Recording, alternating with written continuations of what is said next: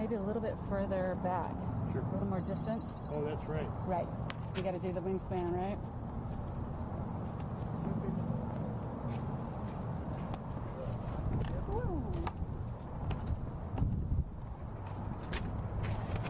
First and foremost, I apologize profusely for the wait that you all had to have. We thought we would have another development that I could tell you about. Unfortunately, we don't at this point, but I am here to talk to you about the federal investigation. County Attorney, Mr. Freeman, standing to my right, is here to talk to you about the state investigation. With me is Drolshagen. He is the special agent in charge of Minneapolis FBI. He too will talk about the federal investigation, and Superintendent Drew Evans from BCA will also make a few comments before we open it up for question and answer. My name is Erica MacDonald. I'm the United States Attorney here for the District of Minnesota.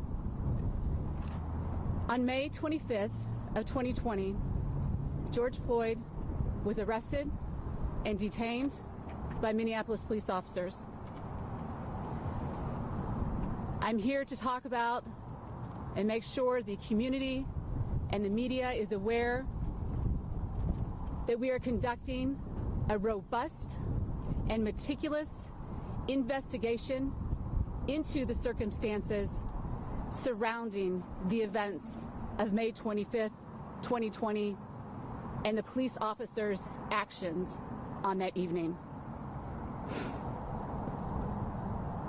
Really probably don't need to say this to all of you, but Minneapolis, our nation, really the world, has witnessed this incredibly and disturbing loss of life. My heart goes out to George Floyd. My heart goes out to his family. My heart goes out to his friends. And my heart goes out to the community. We are grieving, and we will continue to grieve. To be clear, the Department of Justice has made the investigation in this case a top priority. We have assigned highest of the high in my office to investigate and look at the case.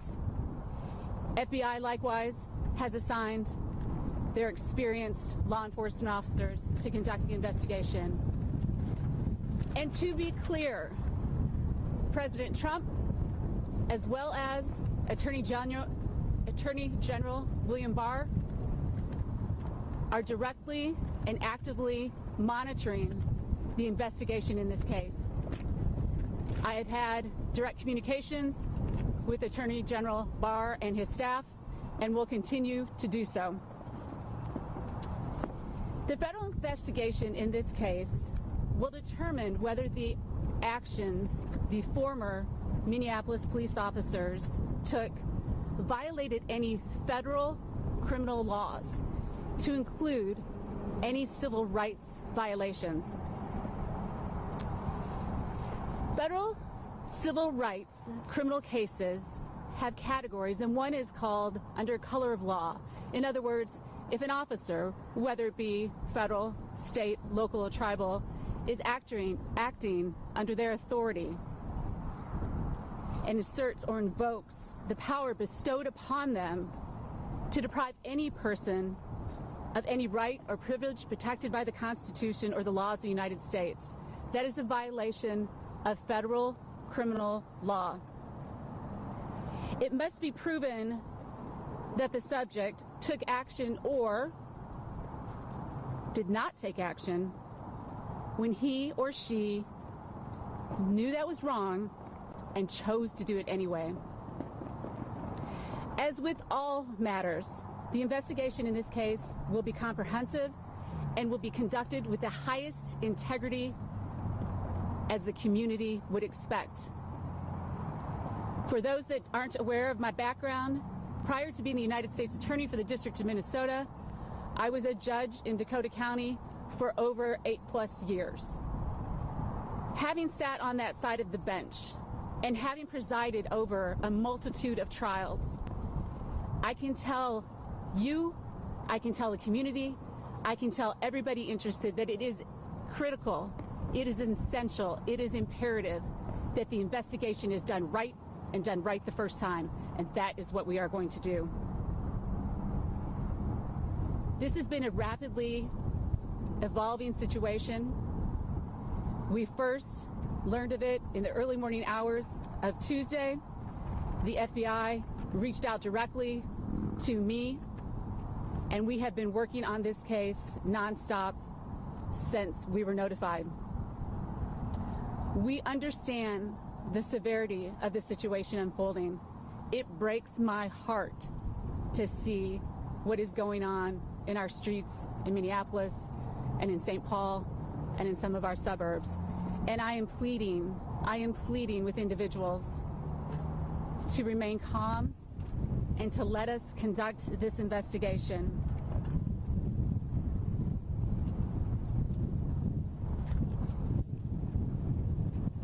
Give it just a minute before I blow over. We share with the FBI and we share with our state partners who are conducting parallel but independent investigations, so that is clear. We have two different investigations and conclusions and recommendations that will come from those to each of our respective offices, but we share an unwavering commitment to see that this investigation is done right, that it's done forthwith, that we act with dispatch, and that we live up to the standards the community demands. Our highest priority is that justice will be served. With that, I am going to close my comments and turn it over to Special Agent in Charge, Drolshagen from the FBI.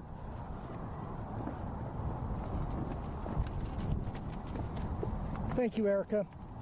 Good afternoon. My name is Drolshagen. I'm the Special Agent in Charge of the Minneapolis Field Office. Echoing U.S. Attorney's comments, I'd like to say I express my complete condolences to the Floyd family. I'd also like to express my sympathy to the citizens of Minnesota, as there is extreme frustration, anger, and sadness. I also want to thank Chief Arredondo of Minneapolis Police Department. He reached out to me in the middle of the night and requested our assistance. His call enabled me to immediately reach out to the U.S. Attorney's Office to enlist their assistance. And as such, we were able to open an investigation in a matter of a few hours after the incident. Our role in this investigation is to investigate allegations of willful violations of federal civil rights. The FBI team is following the path where the facts will lead us. We are conducting a swift, yet meticulous investigation. In less than 72 hours, much work has been done, but I assure you there is much more to be accomplished. I want to ensure that you understand we respond to cases like these as quickly as possible. We will follow the case to conclusion in partnership with our state partner, the Bureau of Criminal Apprehension. The FBI is a fact-gathering agency. We collect facts, and we need your help.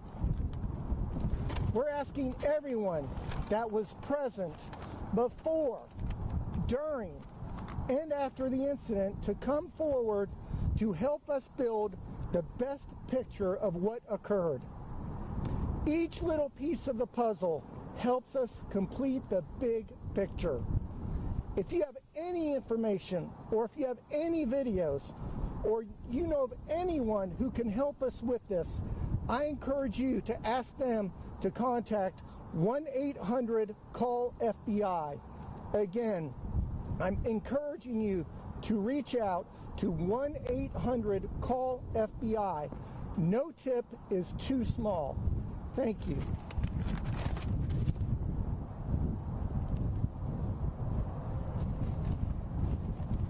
Good afternoon. I'm Mike Freeman, Hennepin County Attorney. We are the principal prosecuting agency for the state and the criminal side. Initially, I want to say that my thoughts and those of my office continue to be with the family and the friends of George Floyd. They know they are hurting over this senseless death.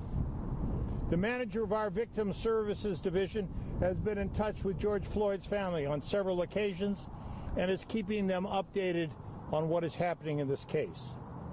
They are aware that the Minnesota Bureau of Criminal Apprehension, better known as the BCA, the Hennepin County Medical Examiner, and the Hennepin County Attorney's Office are moving as quickly and thoroughly as possible. I've also been in direct consultations with Governor Tim Walz, with Attorney General Keith Ellison, and others in the state, the city, and the county to discussions on this case. As many of you know, the Hennepin County Attorney's Office is one of very few prosecution offices in the United States who have successfully charged and convicted and obtained a guilty verdict against a police officer for unreasonable use of deadly force. We have developed a detailed plan for that prosecution, and with the BCA, a detailed plan for investigation. Our office has been flooded with calls, many as 1,000 a day, as well as email and social media from people in this jurisdiction, in this state, and throughout the country. The main question is, what are you going to do about the murder of George Floyd? Well, I've just described what we're going to do. We are going to investigate it as expeditiously, as thoroughly, and completely as justice demands. Sometimes that takes a little time, and we ask people to be patient. We have to do this right, and that's what we'll do. I also want to tell you that our office has led the nation in openness on these types of cases. When we decide to charge an officer, we put the criminal complaint on our website. If we decide that the evidence does not support a criminal charge, we put our report and all our evidence on the website for all to see. When we make the decision in this case, we will do the same. What I can assure the citizens of Minnesota, we will do it as quickly as we can do it as possible. We'll do it as quickly as possible. I think Drew Evans from the BCA is next. Drew? Thank you, County Attorney Freeman. My name is Drew Evans. I am the Superintendent of the Minnesota Bureau of Criminal Apprehension. First, I'd like to share with my colleagues here in expressing my deepest thoughts and sympathies to the family of George Floyd, the heartbreak that they're going through in the community as a whole. This is a difficult time for our entire community as they mourn his death.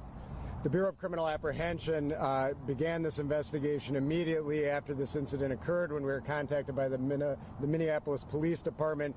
Agents were deployed, including our crime scene, immediately began gathering evidence, talking to witnesses, and then working immediately with the County Attorney's Office, discussing our findings and what we had at that time. Next, over the night, as was indicated, the FBI was contacted. I spoke with Chief Arredondo. He informed me he was contacting them, and that was a contact we all welcome in this process. We're working very collaboratively together through this process. Our agents are working closely together. We've deployed numerous resources. We brought in agents from all over the state, recognizing the importance of an expeditious, quick investigation that is still thorough, independent, and unbiased by all of our organizations. Those findings will be turned over to the county attorney on the state side, and on the federal side, as noted, to the United States Attorney's Office. The same thing we share as the FBI did. We want any citizen, anybody who was there that witnessed this event, that has information that would be helpful to our investigation, to either call the FBI tips line or 651-793-7000, which is the BCA Operations Center. My perspective is we want citizens to go wherever they are most comfortable, whichever line they are, so that we get all of the information in this case so we can conduct the most thorough investigation possible. And with that, I think we'll turn it over to the U.S. Attorney and County Attorney for questions. And so at this point, we're going to open it up for questions. I can tell you, I'll start by saying we've got questions too, and we're getting answers to those. We're doing our best. We're digging in. but we do, and I want to echo what my law enforcement partner said. We need the community's help. There were folks there on the scene, not folks that we couldn't identify necessarily at the time. We need to know who they are. Come forward. If you have a video, please share it. We want to do, as quickly as we can, a thorough investigation to get answers to those questions.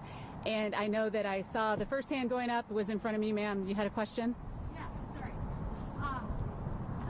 What do you, I mean, tonight, this doesn't sound good for protests tonight. Twitter is already saying what you guys are announcing today. You know, they were hoping for maybe charges when you guys stepped out here today because we're not getting charges. Are you worried that that's going to ignite more riots tonight? My hope is that getting it out through you, that the community will understand that we are taking this seriously, that we're working as quickly as possible, so the community understands we don't announce investigations typically. As you, the media, knows, it's unusual for us to come forward and tell you about an investigation. As the United States Attorney, we're counseled that we are not to talk about that until the time of the conviction, typically, or in some cases, perhaps charges. It's really imperative that the community understands how seriously we're taking this and how quickly and swiftly we are moving on this. And so my hope with that is that people will understand peaceful protests are always acceptable. That is the cornerstone of our justice system, is that people have the right to say how they feel and to talk about their feelings and to protest peacefully, but the obstruction and the destruction of property and harm to individuals has got to stop. We are one Minnesota. We're at our best when we're at our worst, and we've got to come together and stop the needless and unnecessary destruction of property and harm to human life. Mike, Sir. can you address that? Can I add something? You may. Address that? Yes. This state is well known and has a strong reputation for firm and thorough First Amendment advocacy. We support peaceful demonstrations. I had a long talk today with Reverend Jesse Jackson, who came at the request of Attorney General Keith Ellison and the governor, and I believe Reverend Jackson will be speaking and asking for peaceful protests today. Peaceful protest is good. It advocates our rights, and it also calls forth the witnesses that the United States Attorney wants us to come forward. Violence does not. Violence hampers our case. It takes valuable police resources away from our investigation, and it also harms innocent people who had nothing to do with that. It gets in the way of our work. So we're asking, please, say what you need to say, demonstrate how you need to do. That is in our Constitution, and all of us believe in that. But please, don't destroy an innocent person's property who had nothing to do with it. Part of the problem is, sir, the video goes on for 7 minutes. He is clearly struggling to breathe during that time. And I think people will be hard-pressed to understand how you can't bring charges, at least, against the officer who had his knee on that man's neck. It's a violation of my ethics to talk and evaluate evidence before we announce our charging decision. And I will not do that. I will say this, that video is graphic and horrific and terrible, and no person should do that. But my job in the end is to prove that he violated a criminal statute. And there is other evidence that does not support a criminal charge. We need to wade through all of that evidence and to come through with a meaningful determination, and we are doing that to the best of our ability. Mike, the National Guard is coming in. Can you give me your actions on that? Okay. Reaction on the National Guard coming in? When it comes to the African American community, and we're here, a lot of us came down to actually call for peace, but when you guys are asking for them to be patient, they're saying that there was no patience when it came to George Floyd, when he begged and pleaded for his life. What message would you give us to take back to the African American community to bring peace and to ensure them that justice is going to be served? I bring the same message that African American Attorney General of the state of Minnesota, Keith Ellison, is bringing. I'm bringing the same message of the Reverend Jesse Jackson. We have to do this right. We have to prove it in a court of law. And I will just point to you the comparison to what happened in Baltimore in the Gray case. It was a rush to charge, it was a rush to justice, and all of those people were found not guilty. I will not rush to justice. I'm going to do this right, and those folks who know me in the African community know I will do my very level best, but I will not rush justice because justice cannot be rushed. Mike. Thank you for that. It was wonderful to hear you say that you came down with other members of the community to ask for peace, and that's probably the most positive thing I've heard here all day. So I cannot begin to thank you enough for that. And to the extent you can share that, and you can share the integrity and the honesty of what we're doing and trying to tell you what's going on, please do, because we need you. We need the community. But it's really important that we emphasize that everybody in the United States is entitled to due process of law. And due process of law requires us, as prosecutors, as law enforcement officers, to make sure that we've done a careful investigation. And it requires us, as I told you, I tried as a judge, I presided over hundreds of cases, including first-degree murder cases. I cannot emphasize enough how important it is that all your ducks are in a row before you make that charging decision. Because you can't undo what you've done if you rush. But if you take that time, you're going to do it right the first time, and you're going to get it done the first time. Mike, I have a question just about National Guard coming in now. I mean, there is sounds like fear and worry that this is going to escalate. Thoughts on the Guard being called in now? Well, first off, the decision to call in the National Guard is the governor's decision, and I support his decision. Second, since I've been Hennepin County attorney, I try to be the best prosecutor I can be and run the best office, and I try to stay out of other people's business, okay? So the on the streets and the law enforcement is not my business directly. I do encourage people not to do dangerous things and to harm other people or property.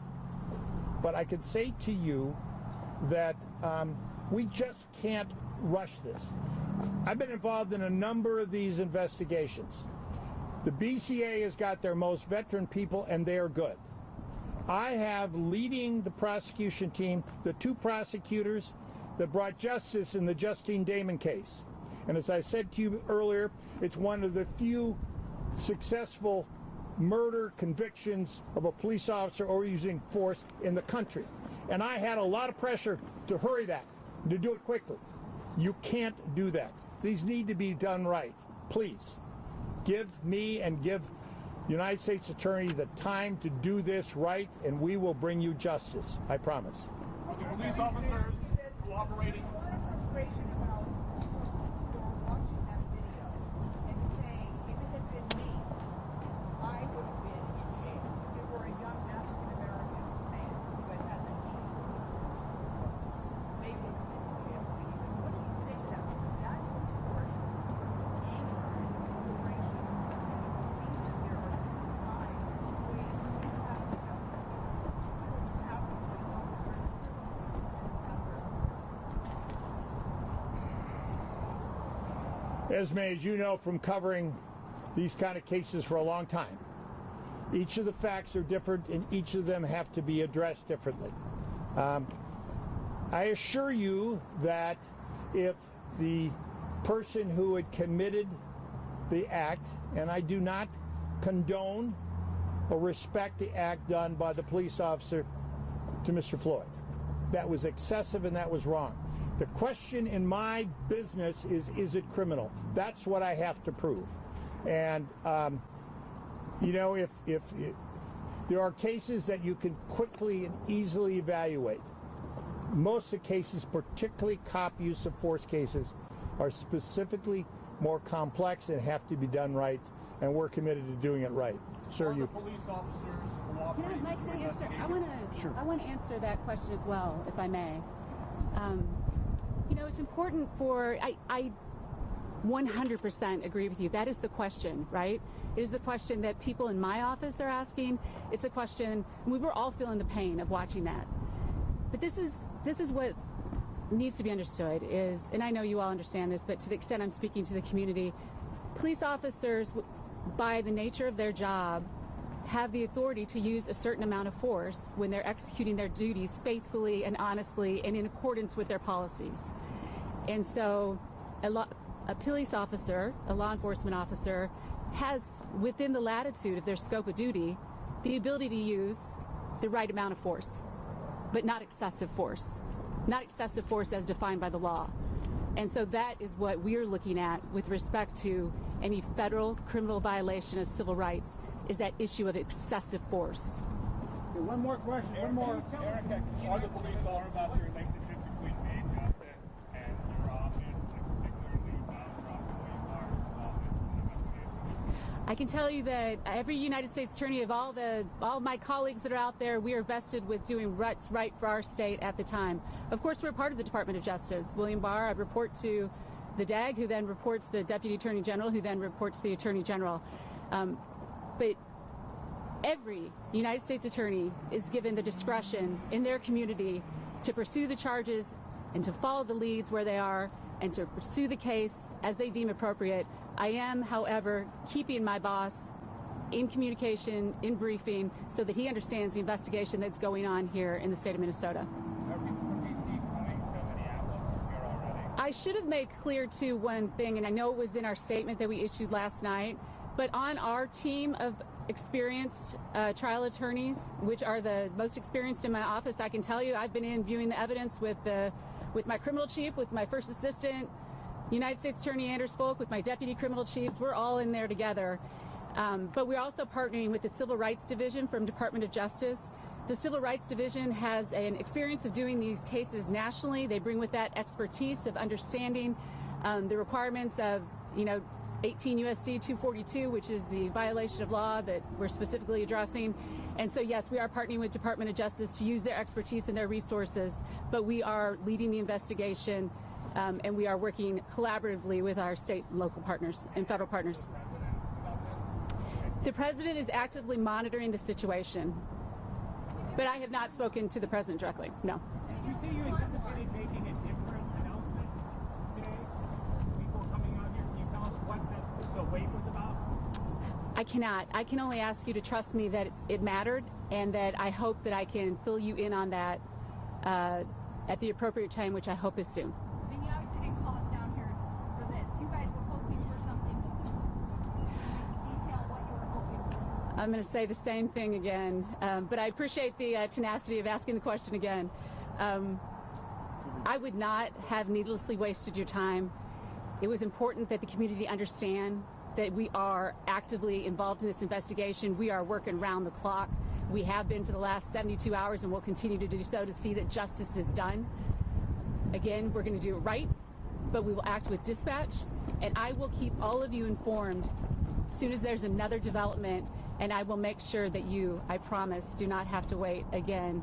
We'll have it timed right. Okay, thanks everybody. Appreciate you coming. Thanks.